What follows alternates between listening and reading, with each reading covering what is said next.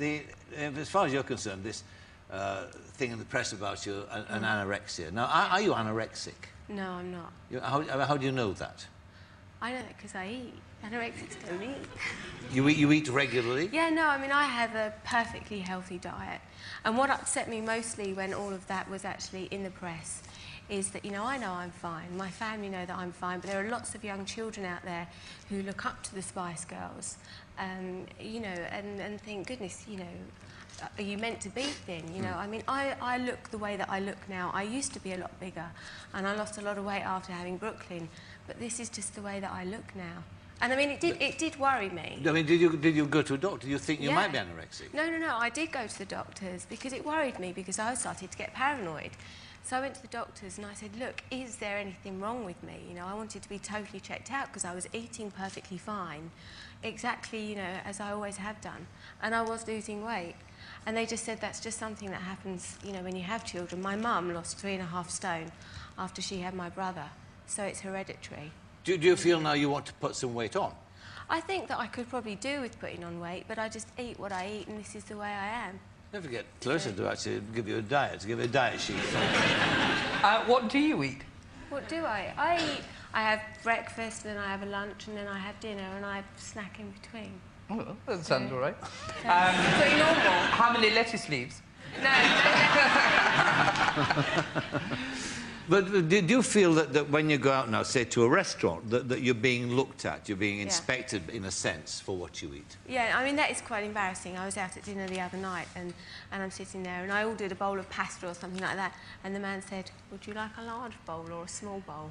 You just feel such an idiot. I've just got used to it now. I don't care what anybody says. I suppose every time you go to the loo as well, they think you're going to chuck up or whatever. Yeah. Well, this is another thing. You know, we were out at dinner the other day, and I was absolutely busting for the toilet.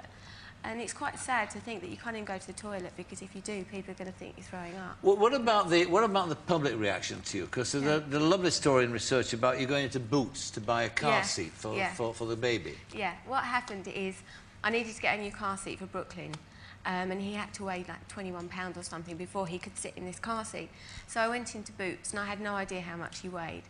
And there were no baby scales around, so I stood on these scales and I'd see how much I weighed, then I'd get off and then get back on with Brooklyn so I knew if he was heavy enough for this car seat.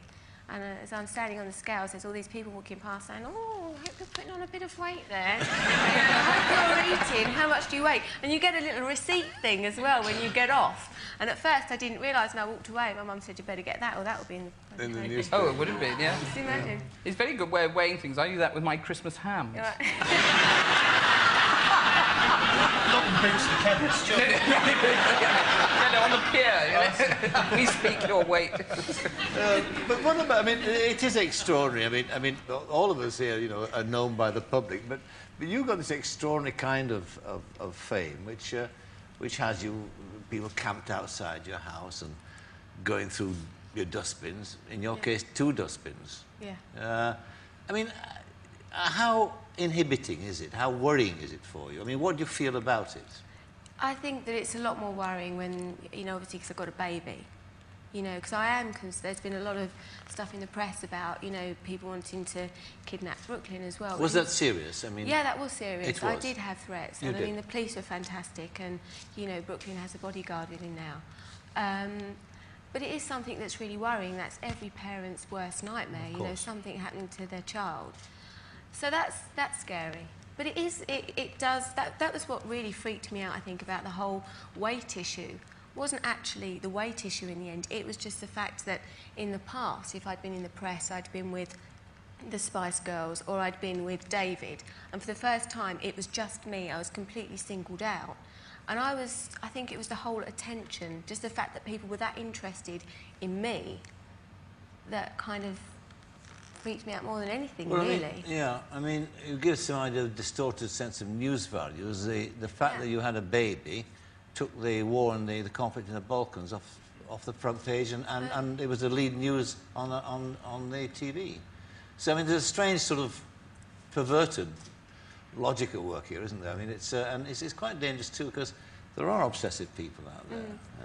It's you know, it is really worrying and it is really strange, and I'm one of these people that, you know, I go home at night and I put on my pyjamas and I sit in front of the telly with my mum and dad, and David, and I never think, oh, you know. So you don't actually realise quite how interested people Victoria, are. you say that, and yet, you see, there'll be a lot of people out there watching who would say, well, that's not really true, because, you know, we see them in the newspapers, we see them out glamorous, all poshed up.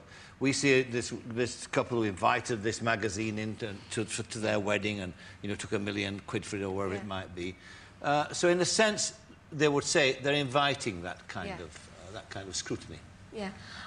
You know, whenever, so I go out, maybe if we go out for dinner or if we go to a club, you know, you have to continue with your life. Yes, there's going to be photographers, but you can't hide away completely. We don't ask to be in the newspapers. You know, I get photographed if I go to Tesco's or Marks and Spencer's or anywhere like that. It's not just going places where you know you're going to get photographed. You know, and talking about the magazine getting paid for, my wedding. People say you did ask for them to go to your wedding, so therefore you booked the publicity, so to speak. Yeah, I mean, you know, exactly. That was my next £1 million. question. If we asked everybody out there, if you got offered a lot of money for pictures that were going to be in the press anyway, if they weren't in OK magazine, they'd have been in all the newspapers, they'd have been in another magazine, then who out there wouldn't have accepted the money and said, thank you, nice pictures that I can control? You know, I think everybody out there would do it. I'd have been daft. Come on. Totally daft, I agree with you. Yeah. It'd be worth getting married for it, somebody offered it.